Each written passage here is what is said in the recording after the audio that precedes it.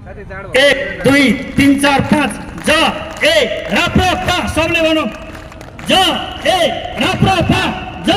ए राप्रपा ज ए राप्रपा सबले भनौँ पुगेन आवाज सानो भयो सबले भनौँ सुर आएन ज ए राप्रपा ज ए राप्रपा ज ए राप्रपा ज ए राप्रपा ज ए राप्रपा हामी भाग्यमानी छौँ नेपालमा धर्मछाडाहरूले राज्य सत्ता कब्जा गर्दा पनि एउटा पार्टी राप्रपा जसमा धर्म मानेर हामी सङ्गठित हुन सौभाग्य पाएका छौँ नत्र यी छुलियाहरूले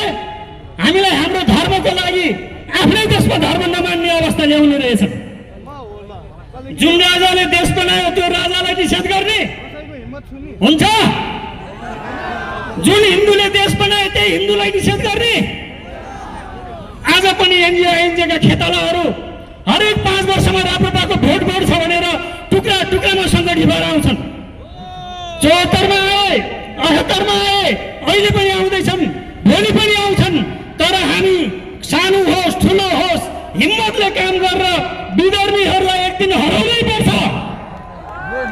हामीले टोलटोलमा जाँदाखेरि लिएर जाने केही सन्देशहरू छन् हाम्रा पुर्खाले जुन देश र धर्मको लागि लडेर रगत बगाए तिनै पुर्खाको अपमान गर्ने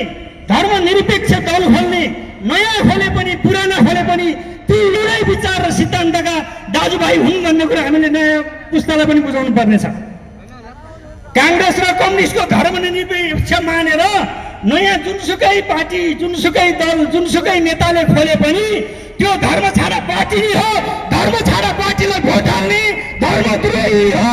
देशद्रोही हो भनेर हामीले टोलटोलमा सन्देश लानु पर्नेछ हामीले हाम्रा पुरोहितहरूलाई भन्नु पर्नेछ मन्त्र पढ्दाखेरि श्राद्ध गर्दाखेरि पूजा गर्दाखेरि आफ्ना यजमानलाई भन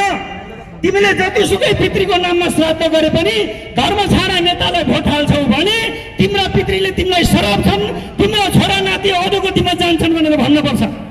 रिस उठेर भने होइन पार्टीको भोट बढाउनलाई भने होइन धर्मशास्त्र अनुसारै भने जुन कुलको तपाईँ पूजा गर्नुहुन्छ जुन पितृको तपाईँ पूजा गर्नुहुन्छ त्यही कुल र पितृको विरोधीहरू ईश्वरको नाममा कसम खाऊ न भन्दा त्यो पर्दैन भन्नेलाई भोट हालेर तपाईँ उँभो लाग्नुहुन्छ हामीले 70 साखी निरन्तर भनेका थियौँ ए नेता हो सुरुहरूले ध्यान गर्दा देवी देवतालाई पुकारिरहेका छन् ईश्वरलाई पुकारिरहेका छन् र तिमी धर्म छाडा नेताहरूलाई सरापिरहेछन् भनेर हामीले भनेका थियौँ हाम्रो सराप लाग्छ भनेर भनेका थियौँ तिमीहरूले सराप लाग्यो कि लागेन आफ्नै कार्यकर्ता आफैले तयार पारेका छाडा के अरे नैतिकता शिक्षा नपढाउने भूगोल नपढाउने संस्कृत नपढाउने आफैले तयार पारेको पुस्ताले आफैलाई लहेटेर त्यो नेपालका धार्मिक गुरु र साधु सन्तको शराब लागेको हो कि होइन आज ओल्लो डाँडाबाट पल्लो डाँडा भाग्दाखेरि बाँच्न सक्यो भोलि देशमा साँच्चै देश र धर्मको पक्षमा विद्रोह भयो भने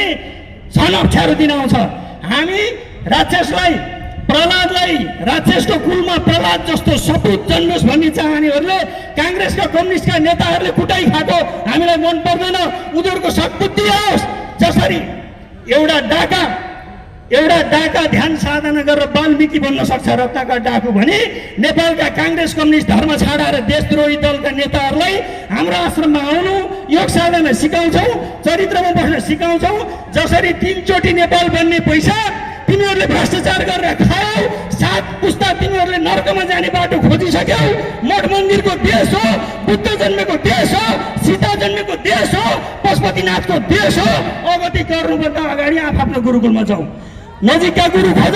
आश्रममा जाऊ आफ्ना छोरा नातिलाई नैतिक शिक्षा संस्कृत शिक्षा भूगोल इतिहास पढाऊ अंग्रेजसँग त नझुकेको नेपालीहरू कांग्रेस र कम्युनिस्ट जस्ता विदेशीका खेतालासँग झुक्दैन